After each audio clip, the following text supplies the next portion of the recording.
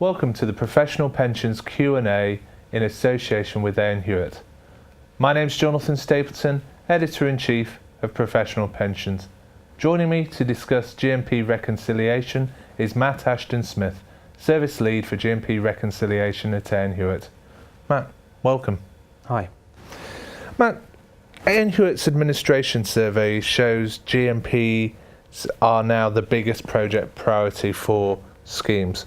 What's the current state of play with GMPs? Well, what we know at the moment is that there is a deadline of next April for schemes to have registered for interest to receive data for their scheme. So a scheme must have registered to get that data by April next year, or they've lost their opportunity to do some GMP reconciliation work. So if your scheme has yet to surrender its contracted out certificate, you need to have registered for data by that time. You're then basically in the game. You're in the mix for the work to be done, and then you've got through to the end of 2018 to have reconciled all the membership and reconciled all the GMP discrepancies.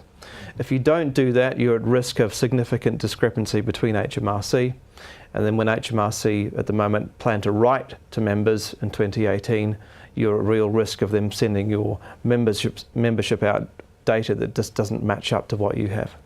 So that's the key deadline, is this sort of registration deadline. That's the key thing schemes need to do now if they haven't already. It is, and that's all you need to do to not miss the boat, if you like. So you need to go onto the HMRC website and register your interest for data, and all you need to do is find the web link and basically put in your scheme contracted out number and say what the scheme name is, and that's all you need to do. They will then provide you with the data.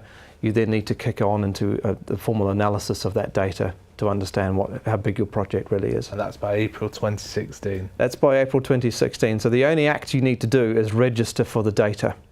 Once you've done that, the deadline falls off and it's not such an issue for you. You do then need to kick into the project though, obviously.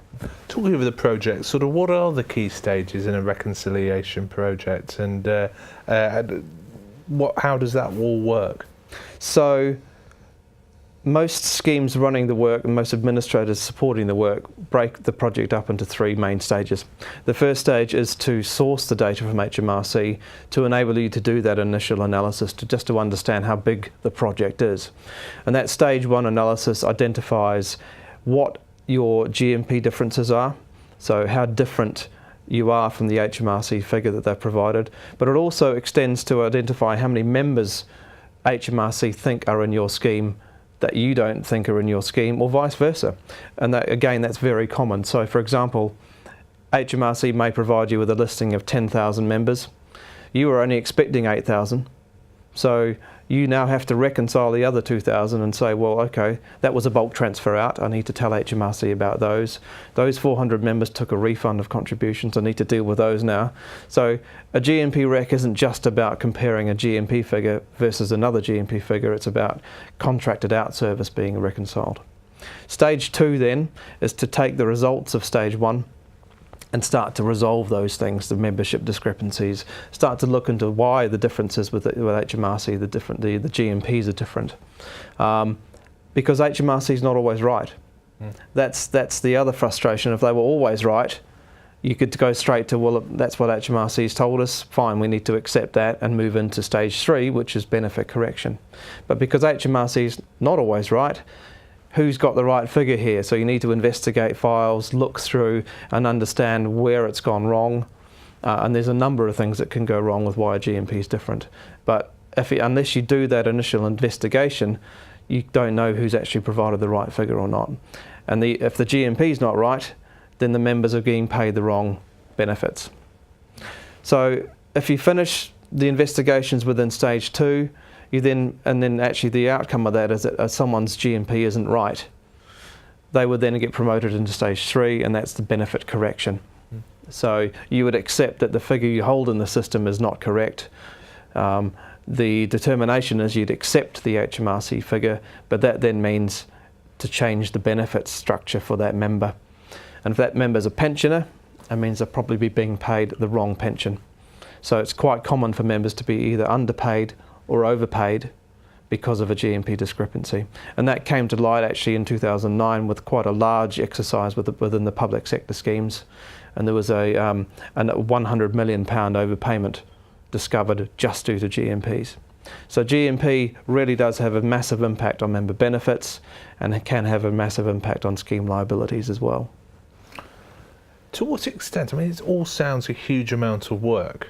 To what extent do you think schemes and employers are underestimating the amount of work these projects involved, and how do they start resourcing these projects when they realise the scale of it?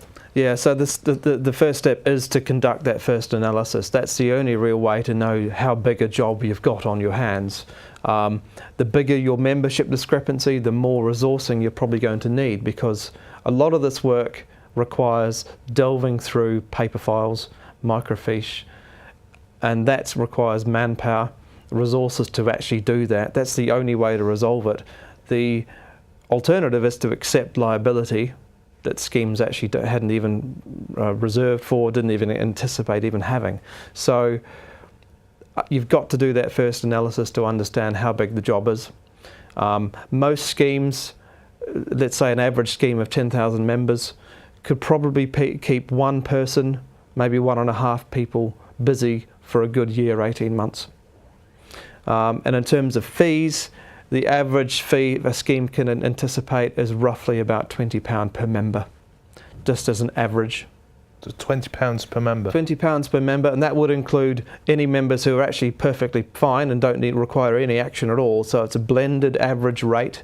But if a scheme wanted some broad indication of how much to expect to pay for a reconciliation, they would say take their total population and just divide it by £20. Do you think some schemes would be sort of burying their heads in the sand over this issue? I think with all the other pressures facing schemes of the recent months, recent years, GMP reconciliation tends to have been put on the back burner. I think a lot because of misunderstanding about what it entails, and two, because of a perceived lack of benefit. There's no real understanding of the cost versus the benefit. And we're finding a lot of schemes who can go through all the stages, and the end point actually is to correct pensioners' benefits. They actually see a reduction in liability, because of course if a member's being overpaid, the right thing to do is to step their benefits down. And if you do that for 1,000 members, you've stepped down 1,000 members' pensions. Of course the scheme's going to make a saving. So there are a lot of benefits to do the work. So it's not just about cost. There's a lot of benefits associated with the work as well. So you feel that many schemes could effectively find themselves in a better financial position Absolutely. After doing such a... Absolutely.